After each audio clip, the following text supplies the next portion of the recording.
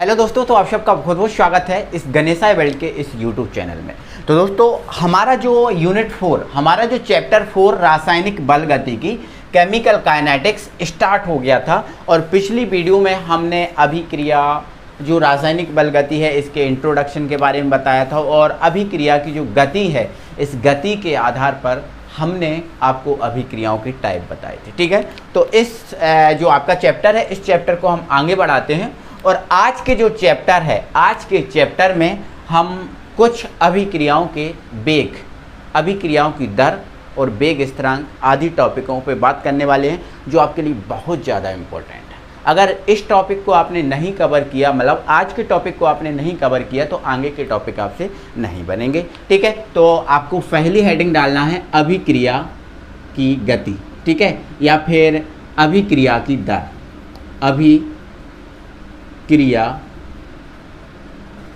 की दर, अभिक्रिया की दर, ठीक है, जिसको हम वेग भी बोल सकते हैं। अभिक्रिया की दर या अभिक्रिया का वेग बोल सकते हैं। अभिक्रिया की दर या अभिक्रिया का क्या बोल सकते हैं, वेग बोल सकते हैं। तो इस पर हम बात करेंगे, बहुत अच्छे से समझेंगे। तो इससे पहले दोस्तों, आपको थोड़ा सा मैं एक अभिक्रिया के वेग के बारे में बताता हूँ। अभिक्रिया जो है ना, इस अभिक्रिया के वेग के बारे में बता देता हूँ। तो मान लिया दोस्तों, मेरे पास ये कोई अभिक्रिया है जिसमें आपका R आपका क्या है, अभिकारक है, और इस अभिक्रिया में एक उत्पाद बन रहा है जो आपका क्या होगा, P। आपको पता है अभिकारक इंग्लिश में रिएक्टेंट बोलते हैं और उत्पाद को इंग्लिश में प्रोडक्ट बोलते हैं। तो ये यहाँ पर अभिकारक है और यहाँ पर उत्पाद है। ये अभिकारक है और ये क्या है, उत्पाद। ठीक है, चलो ये कोई एक अभिक्रिया है। मान लेते हैं दोस्तों, ये जो अभिक्रिया है t इज इक्वल टू 0 समय पे, t इज इक्वल टू 0 समय पर, मतलब हमने क्या किया है, t इज इक्वल टू 0 समय कौन सा समय होता है, t इज इक्वल टू 0 समय वह समय होता है जिसमें हम अभिकारकों को केवल मिलाते हैं, जिसमें अभिकारकों को हम क्या करते हैं, केवल मिलाते हैं। ठीक है, तो आप समझ गए हो, t इज इक्वल टू 0 कब, कौन सा समय है, जिसमें केवल हमने अभिकारकों को मिलाया है और अभिक्रिया प्रारंभ नहीं हुई, अभी केवल अभिकारकों को मिलाया है।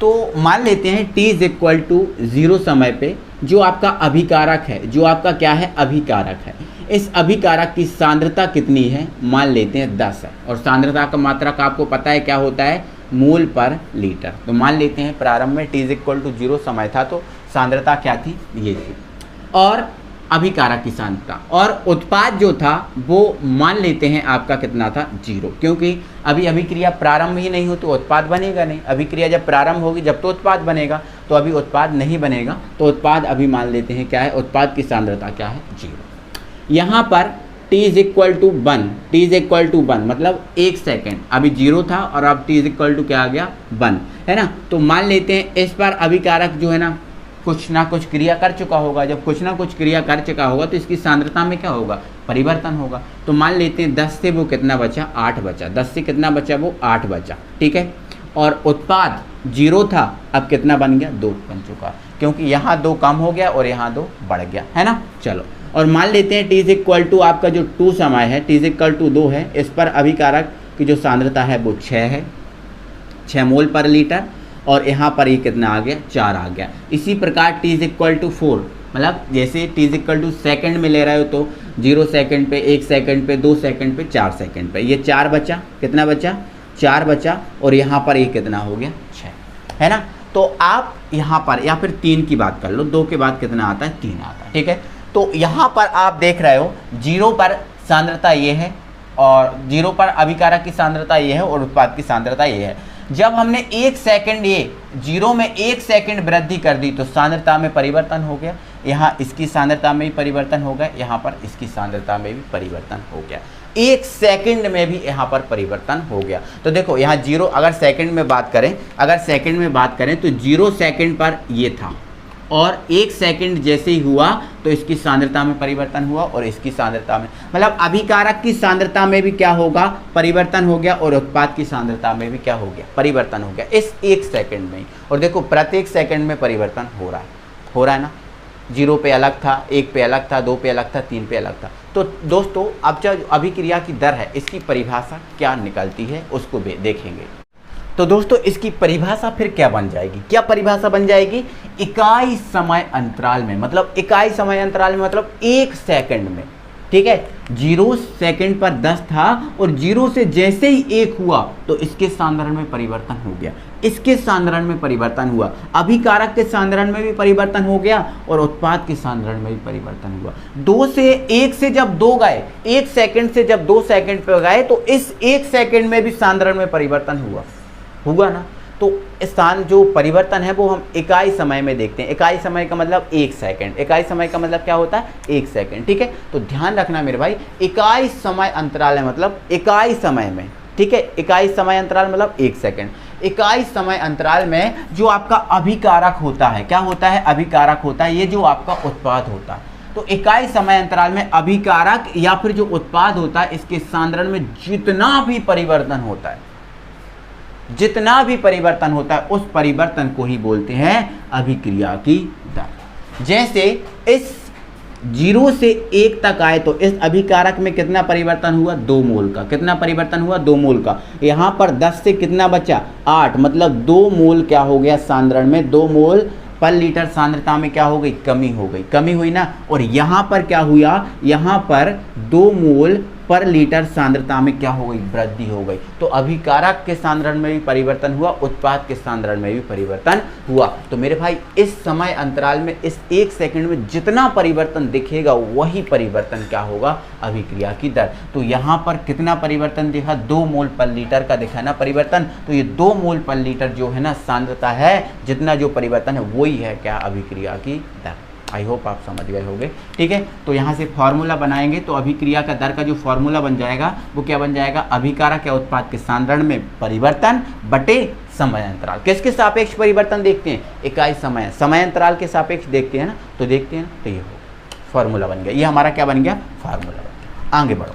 अब एक बात और है दोस्तों, यदि अभिकारक या उत्पाद के सांद्रण में परिवर्तन हमने मान लिया क्या, dx, क्या dx। यहाँ पर थोड़ा सा विशेषली याद रखना है, यहाँ पर जो x है, जो x आपको दिख रहा है ये है सांद्रण, क्या है, सांद्रण। अभिकारक या उत्पाद का x क्या है, सांद्रण। और d क्या बता रहा है, परिवर्तन। जो d दिखा रहा है ये परिवर्तन को बता रहा है, क्या बता रहा है, परिवर्तन को। और d की जगह अगर हम d ना लिखें तो d की जगह हम डेल भी लिख सकते हैं, क्योंकि डेल भी क्या बताता है, परिवर्तन। तो यहाँ डेल x भी हो सकता है ना। तो अभिकारक या उत्पाद के सांद्रण में परिवर्तन हमने क्या मान लिया, dx, d क्या बता रहा है, परिवर्तन, x क्या है, सांद्रण या डेल x, है ना। और समय अंतराल हमारा क्या है, समय अंतराल हमारा क्या है, dt, या फिर आप इसको डेल t भी मान सकते हो, ठीक है। तो अभिक्रिया की जो दर है वो अभिक्रिया की दर क्या बन जाएगी, यहाँ dt में यहाँ रख दे दो, है ना। तो ये अभिक्रिया की दर क्या बन जाएगी, अभिक्रिया की दर क्या बन जाएगी, इसमें वैल्यू पुट कर दो। अभिकारक या उत्पाद के सांद्रण में परिवर्तन क्या हो जाएगा,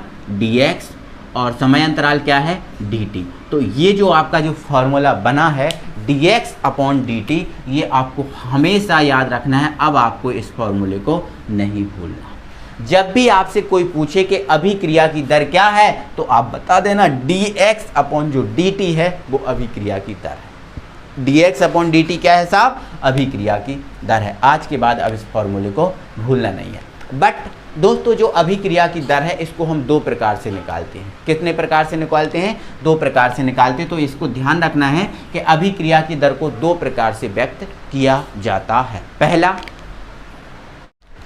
अभिकारक के सांद्रण में कमी के आधार पर। दोस्तों यदि जो आपका अभिकारक है, यहाँ पर आप देख पा रहे हो अभिकारक के सांद्रण में लगातार कमी हो रही है। यहाँ 10 था, यहाँ 8 है, यहाँ 6 है, यहाँ 4, लगातार क्या हो रही है, कमी। तो जब अभिकारक के सांद्रण में कमी होती है, अभिकारक के सांद्रण में कमी होती है तो अभिक्रिया की दर देखो क्या हो रही है, कम हो रही है ना। 10 से कितना बचा, 8, 2 कम हो गया। 8 से कितना बचा, 6, 2 कम हो गया। तो जब कमी होती है तो कमी होती है तो अभिक्रिया की दर जो होती है वो कैसी होती है, ऋणात्मक होती है ना। कमी होगी तो ऋणात्मक ही होगी ना। तो जो अभिक्रिया की दर का फॉर्मूला निकलेगा मेरे भाई वो निकलेगा माइनस dx अपॉन dt। देखो अभिक्रिया की दर क्या होती है, dx अपॉन dt होती है। बट कमी होगी तो कमी आधार पर क्या होगा, माइनस होता है। तो अभिक्रिया की जो दर निकलेगी इसका फॉर्मूला क्या निकलेगा मेरे भाई, dx minus dx upon dt। ये आप कॉपी में लिख लेना। और जब उत्पाद के सांद्रण में क्या होती है, वृद्धि, उत्पाद के सांद्रण में क्या होती है, वृद्धि। देखो यहाँ पर 0 था, 0 से कितना आ गया 2, मतलब +2 की वृद्धि होगी। 2 से कितना आ गया 4, मतलब +2 की वृद्धि होगी। 4 से कितना आ गया 6, मतलब +2 की वृद्धि होगी। तो वृद्धि के आधार पर देखें तो वृद्धि के आधार पर क्या आता है, प्लस। तो उत्पाद के सांद्रण में जब वृद्धि होगी तो अभिक्रिया की जो दर होगी, इस अभिक्रिया की दर का ये फॉर्मूला निकलेगा +dx/dt। विशेष तौर से याद रखना। अब आपको समझ में आ रहा होगा कि जो x है वो क्या है। तो x दोस्तों आपको ध्यान रखना है, जो आपको x है वो आपका क्या है, सांद्रण है। क्या है, सांद्रण। और जो आपका d है वो क्या है, परिवर्तन। d क्या है मेरे भाई, परिवर्तन है। तो विशेष तौर से इन चीज़ों को याद रखना है कि कमी के आधार पर -dx/dt और वृद्धि के आधार पर +dx/dt। तो ये अभिक्रिया की दर या फिर हम कहें वेग, ये आप जानते हो। तो अभिक्रिया की दर या अभिक्रिया का जो वेग होता है मेरे भाई, वो क्या होता है मेरे भाई, dx/dt। अब बात आती है दोस्तों मात्रक की। किसकी बात आती है, मात्रक की। क्योंकि अभिक्रिया का जो दर है ना, इसका कभी कभी आपसे मात्रक भी पूछ लिया जाता है। ठीक है, तो मात्रक दोस्तों हम यहाँ आपको निकाल के बताएंगे। तो आप डाल लीजिए मात्रक। देखो आप बराबर नोट्स बनाते रहना। आप हेडिंग क्या डाल लेना, अभिक्रिया की दर, और अभिक्रिया की दर की ये परिभाषा लिखना, ये सूत्र लिखना, ये बढ़िया से जमाना, ये निकालना। यहाँ पर आप इसके बाद एक लाइन लिखना कि अभिक्रिया की दर को 2 प्रकार से व्यक्त किया जा सकता है। पहला ये है, पहला प्रकार आपका ये रहेगा और दूसरा प्रकार आपका ये रहेगा। ओके, इतना। इसके बाद हेडिंग डालेंगे मात्रक और मात्रक निकालेंगे। ठीक है, तो यहाँ पर मात्रक के लिए हम किसकी आवश्यकता होती है, सूत्र की। तो अभिक्रिया की दर, अभिक्रिया की दर क्या होती है, dx/dt, यही होती है ना। तो मात्रक निकाल रहे हैं तो dx क्या है, सांद्रण। क्या है, सांद्रण या सांद्रता। और सांद्रता का मात्रक क्या होता है मेरे भाई, मैं अब भी आपको बता चुका हूँ, मोल पर लीटर। तो ये मोल पर लीटर। और dt क्या है, समय, और समय का मात्रक क्या होता है, सेकंड। समय का मात्रक क्या होता है मेरे भाई, सेकंड होता है। तो आपको देखो ये ऊपर बटे में है तो ये बटे कहाँ जाएगा, नीचे। तो ये क्या बन जाएगा, मोल पर लीटर डॉट सेकंड। अब दोनों ये नीचे आ गया इसके पास, है ना। अब इन दोनों को ऊपर ले जाओ। तो ऊपर कौन है, ऊपर है मोल। कौन है, ऊपर। जब लीटर ऊपर जाएगा तो लीटर ऊपर जाएगा तो लीटर क्या बन जाएगा, इनवर्स। क्योंकि ऊपर जाता है तो घात प्लस की होती है तो माइनस की हो जाती है। और सेकंड भी जब ऊपर जाएगा तो सेकंड भी काय का बन जाएगा, सेकंड भी काय का बन जाएगा, माइनस का। क्या बन जाएगा, माइनस का। ठीक है, तो ध्यान रखना है कि जो अभिक्रिया की दर है इसका मात्रक क्या होता है, mole dot litre inverse dot second inverse. ये आपको विशेष तौर से याद रखना है। ये जो आपका टॉपिक दिया है पूरा का पूरा बहुत ज़्यादा इम्पोर्टेंट है, बहुत ज़्यादा IMP है। ठीक है, तो आपको ध्यान रखना है। इसका मात्रक क्या है, मोल पर लीटर डॉट सेकंड या mole litre inverse second inverse. Clear. तो ये अभिक्रिया की दर, आई होप आप बहुत अच्छे से समझ पाए होंगे।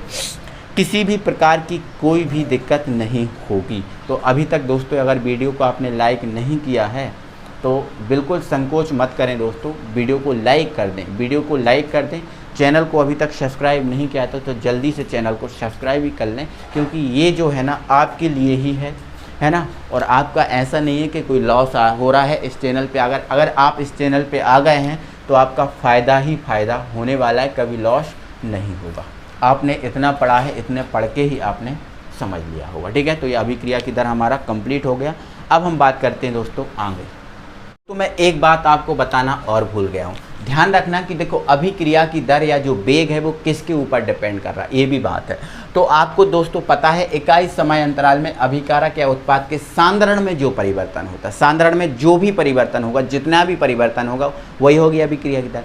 तो यदि दोस्तों मैं कहूँ यदि इकाई समय अंतराल में अभिकारक या उत्पाद के सांद्रण में कोई भी परिवर्तन नहीं हो रहा, तो बताओ क्या अभिक्रिया की दर निकलेगी, क्या अभिक्रिया की दर आएगी? बोलो। मैं रोटी खाऊं ना और मैं कहूं कि मेरा पेट भर गया, तो ऐसा हो सकता है? कभी ऐसा पॉसिबल है?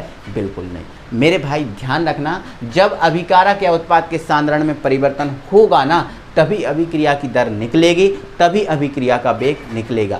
बिना अभिकारक के सांद्रण में परिवर्तन हुए अभिक्रिया की दर और अभिक्रिया का वेग नहीं निकलता। तो सीधी सी बात कहने वाली ये है कि ये सांद्रण पर निर्भर करती है। आप नोट लगा के ये लाइन लिख लो आप अपनी कॉपी में, अभिक्रिया की दर अभिकारक या उत्पाद के सांद्रण पर निर्भर करती है।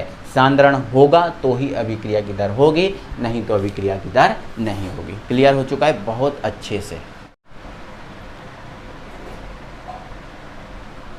तो दोस्तों अब जो है ना हम अगला टॉपिक जो भी हमारा बहुत ज़्यादा महत्वपूर्ण टॉपिक है, इस वेग स्थिरांक पे बात करेंगे। ठीक है, तो वेग स्थिरांक को समझेंगे, निकालेंगे। वेग स्थिरांक मतलब जो वेग के लिए एक कोई कांस्टेंट वैल्यू होती है, जब अभिक्रिया चल रही होती है तो उस अभिक्रिया में एक वैल्यू जो है ना वो कांस्टेंट होती है, उस कांस्टेंट वैल्यू को ही बोलते हैं हम वेग स्थिरांक। तो इस वैल्यू पे हम बात करेंगे।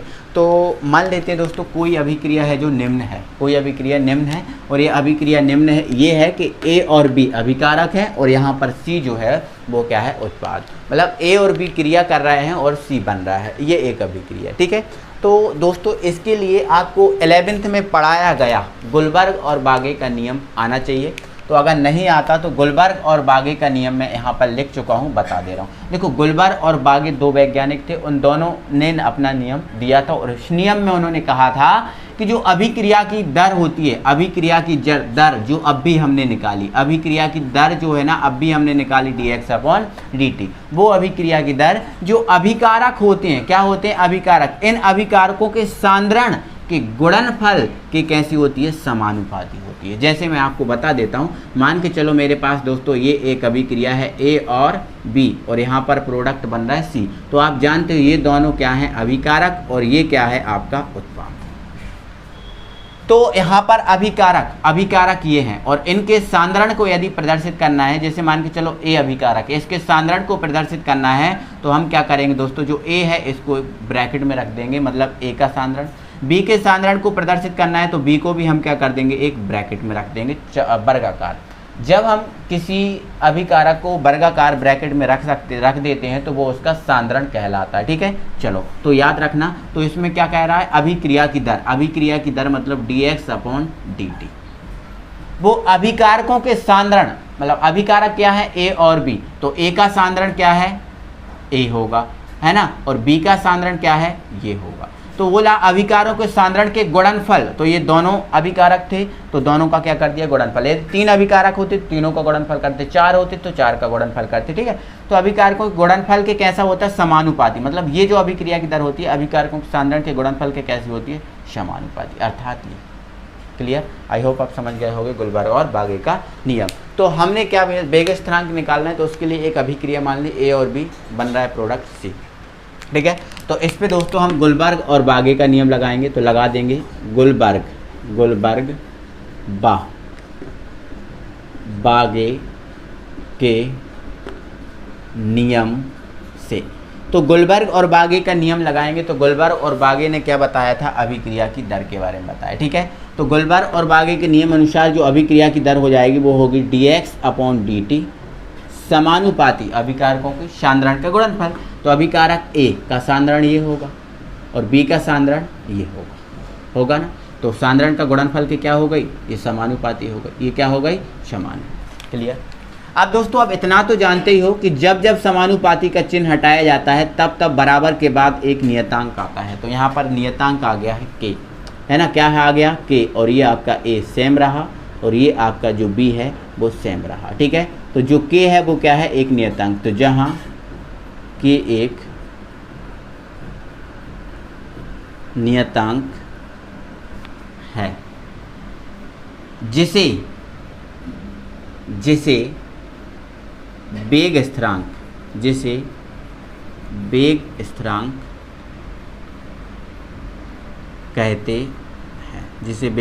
कहते हैं, तो यहाँ पर दोस्तों आपका जो के आया है, ये के ही हमारा क्या है, वेग स्थिरांक।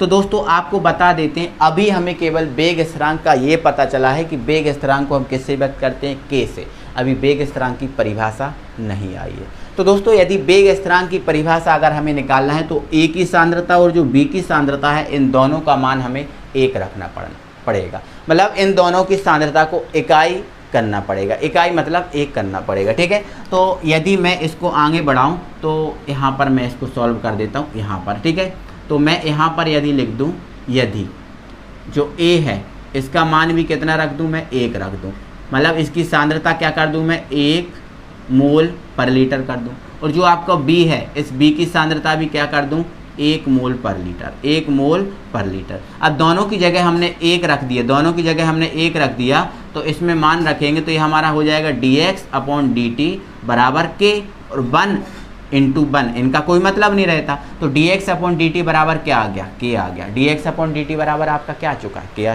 आ चुका है। तो dx/dt क्या है, अभिक्रिया की दर, अभिक्रिया की दर, और k क्या है, तो k क्या है, वेग स्थिरांक है। क्या है, k वेग स्थिरांक।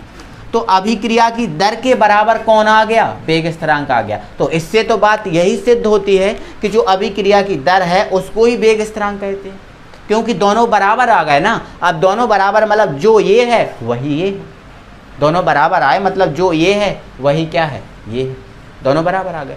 मतलब अभिक्रिया की दर जो आई है उसको ही हम क्या बोलते हैं, वेग स्थिरांक बोलते हैं। तो सही भी बात है, अभिक्रिया की दर को ही वेग स्थिरांक बोलते हैं।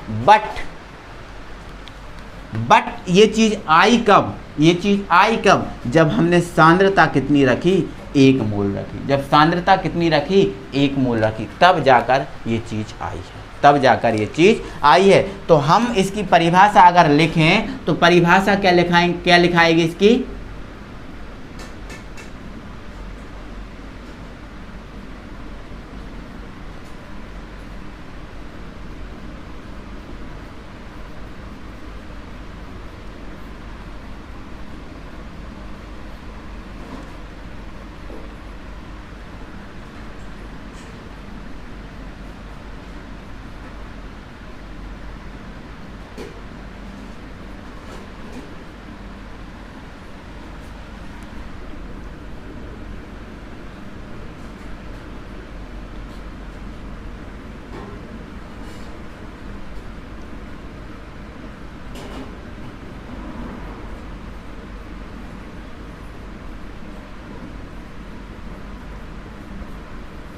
ठीक है। तो इकाई सांद्रता, इकाई सांद्रता मतलब सांद्रता की वैल्यू हमने कितनी रख दी, 1 रख दी। 1 मतलब 1 मोल पर लीटर, इकाई सांद्रता का मतलब 1 मोल पर लीटर, 1 मोल पर लीटर सांद्रता के साथ संपन्न होने वाली जो अभिक्रिया की दर होगी, अभिक्रिया की जो दर होगी उसे ही हम क्या बोलेंगे, वेग स्थिरांक। तो ये जो मेरे भाई है ना, वेग स्थिरांक की परिभाषा, तो ध्यान रखना वेग स्थिरांक क्या है, तो वेग स्थिरांक क्या है, एक अभिक्रिया की दर ही है। बट कौन सी अभिक्रिया की दर, इकाई सांद्रता के साथ संपन्न होने वाली अभिक्रिया की जो दर आएगी उसे ही हम बोलेंगे वेग स्थिरांक। तो आप वेग स्थिरांक की ये लिखना परिभाषा, ये क्या लिखना, परिभाषा, और इसका सूत्र क्या होगा, dx/dt बराबर k या k बराबर dx/dt। तो दोस्तों एक बात और, ये तो हमारा कंप्लीट हो गया। क्या इसका कोई मात्रक निकाला जा सकता है, बिल्कुल निकाला तो जा सकता है, लेकिन दोस्तों मान के चलो ये जो आपकी अभिक्रिया है, इस अभिक्रिया में अभिकारक कितने हैं, 2, अभिकारक कितने हैं, 2, तो इस k का मात्रक कुछ और निकलेगा। अगर अभिकारक मान के चलो 3 हुए तो यहाँ 3 आएंगे तो कुछ और निकलेगा, 4 आएंगे तो कुछ और निकलेगा। मतलब वेग स्थिरांक का जो मात्रक है वो स्थिर नहीं है, निश्चित नहीं है। इस वेग स्थिरांक का मात्रक अभिक्रिया के ऊपर डिपेंड करता है, अभिक्रिया के अनुसार ये बदलता रहता है ना। जैसे 2 अभिकारक हैं तो और है, 1 अभिकारक है तो और है, 4 हैं तो और है, मतलब ये अभिक्रिया के अनुसार बदलता रहता है। कौन, वेग स्थिरांक। तो सीधी सी बात, जो वेग स्थिरांक का जो मात्रक है वो किसके ऊपर डिपेंड करेगा, अभिकारक के ऊपर डिपेंड करेगा। ध्यान रखना, वेग स्थिरांक का मात्रक किसके ऊपर डिपेंड करेगा, अभिकारक, क्योंकि अभिकारक 2 हैं तो यहाँ k का मात्रक और निकलेगा, 3 है तो और निकलेगा, 4 है तो और निकलेगा। क्लियर हो चुका है, ठीक है। अगर आप नहीं समझ पा रहे हो इस चीज़ को तो देखो मैं आपको थोड़ा सा बता दें, इसका स्क्रीनशॉट जिसको भी लेना है स्क्रीनशॉट ले लो और मैं इसको बता रहा हूँ, ठीक है। चलो देखो 1 सेकंड में आपको इसको समझा रहा हूँ। जैसे मान के चलो दोस्तों, हमारे पास सूत्र ये बना है ना, dx/dt बराबर k। यहाँ पर कितने अभिकारक हैं, 2, a और ये अभी हमारा अभिकारक है b, 2 अभिकारक है, ठीक है। तो यहाँ से k का मात्रक निकालना है, तो k का मात्रक निकालेंगे तो dx का क्या होता है, मोल पर लीटर, dt का क्या होता है, सेकंड, है ना। k का निकालना है, इसका क्या हुआ, मोल पर लीटर, और इसका क्या हुआ, जैसे मान के चलो पहले हमारे पास 1 अभिकारक है, कितना अभिकारक है, 1, तो ऐसा एक ही a आएगा, है ना। तो मोल पर लीटर से मोल पर लीटर कैंसिल, तो k यहाँ पर क्या बचा, 1/सेकंड, तो k बराबर क्या आ गया, 1/सेकंड। k का मात्रक मतलब k का मात्रक, अगर 1 अभिकारक है तो k का मात्रक क्या आ गया, 1/सेकंड आ गया। लेकिन यदि इसमें 2 अभिकारक हैं तो यहाँ पर b भी होगा, फिर क्या होगा, b। जब b होगा तो यहाँ ए के लिए मोल पर लीटर, यहाँ बी के लिए भी क्या लिखाएगा, मोल पर लीटर है ना। तो एक तो ये कट गया, फिर इसका जो मात्रक है वो ये नहीं निकलेगा, फिर अलग निकलेगा। 3 अभिकारक होंगे तो अलग निकलेगा, 4 होंगे तो अभिकारक, मतलब इसका जो मात्रक है वो अभिकारक के ऊपर निर्भर करता है। क्या दोस्तों, क्या इसका जो मान है के का मान वो अभिकारक के ऊपर डिपेंड करेगा? अब ये बात और है, क्या करेगा? तो बिल्कुल नहीं करेगा। क्यों? क्योंकि वो अभिकारक के ऊपर डिपेंड नहीं करेगा, क्योंकि जितने भी अभिकारक होंगे उन सब का मान कितना रखा जाएगा, 1 रखा जाएगा। देखो जब हम के का मान निकाल रहे थे तो अभिकारक मतलब जो सांद्रता थी उसका मान कितना रखा, 1 रखा ना।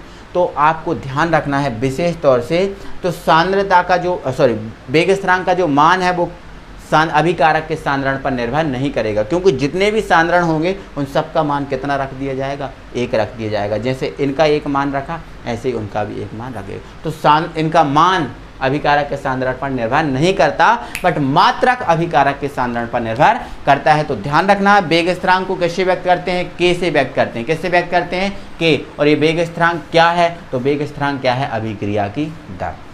ठीक है, चलो आई होप आप समझ गए हो, कोई दिक्कत नहीं होगी। तो अब हम आपको एक बहुत ज़्यादा इम्पोर्टेंट क्वेश्चन कराने वाले हैं, बहुत ज़्यादा इम्पोर्टेंट मैं कह रहा हूं दोस्तों, ये मोस्ट आईएमपी क्वेश्चन है। ध्यान रखना, ये मोस्ट आईएमपी क्वेश्चन है। और ये हमारा मोस्ट आईएमपी क्वेश्चन ये है कि अभिक्रिया की दर और आपको क्या, वेग स्थिरांक में अंतर करना है। आपको ध्यान रखना है मेरे भाई, यहाँ पर जो दिख रहा है ना क्वेश्चन, अभिक्रिया की दर और वेग स्थिरांक में अंतर, ये आपको कंप्लीट करना है। ठीक है, तो ध्यान रखना इस बात को। तो अब भी हमने जो समझाया वही का वही है। इकाई समय अंतराल में अभिकारक के उत्पाद के सांद्रण में परिवर्तन को अभिक्रिया की दर कहते हैं। बहुत बढ़िया। इकाई सांद्रण के साथ संपन्न होने वाली अभिक्रिया की दर को वेग स्थिरांक, यहाँ लिख देना, वेग स्थिरांक कहते हैं। ठीक है, यह अभिकारक की सांद्रता पर निर्भर करती है, बिल्कुल हमने बताया था, इसका मान अभिकारक की सांद्रता पर निर्भर करता है, बट इसका मान अभिकारक की सांद्रता पर निर्भर नहीं करता, क्योंकि हमने आपको बताया था इसका मान 1 रखा जाता है। ठीक है, चलो, इसका मात्रक सदैव mole litre inverse second inverse होता है। ये वाला आप काट देना, ये वाला आप काट देना। इसका मात्रक सदैव mole litre inverse second inverse होता है, और इसका मात्रक अभिक्रिया की कोटि पर निर्भर करता है। बिल्कुल मेरे भाई, अभिक्रिया की कोटि पर। अभिकारक 1 है तो अलग होगा, 2 है तो अलग होगा, 3 है तो अलग होगा, 4 है तो अलग होगा, ये। ठीक है, नेक्स्ट है, इसे dx/dt से व्यक्त करते हैं, कोई दिक्कत नहीं है। और इसे हम किससे व्यक्त करते हैं, k से व्यक्त करते हैं। तो ये बहुत ज़्यादा IMP क्वेश्चन है दोस्तों, ये 4 नंबर का क्वेश्चन है, इसको बहुत अच्छे से कंप्लीट कर लेना। तो ये पूरा अभिक्रिया की दर और अभिक्रिया का वेग समझ में आ गया होगा। पूरा मैंने बहुत अच्छे से, बहुत धांसू तरीके से कंप्लीट कर दिया है। बस दोस्तों, आपको चैनल को सब्सक्राइब करना है, वीडियो को लाइक करना है और सभी दोस्तों को वीडियो शेयर करना है। मिलते हैं अगली वीडियो में, तब तक के लिए थैंक यू वेरी मच भाई।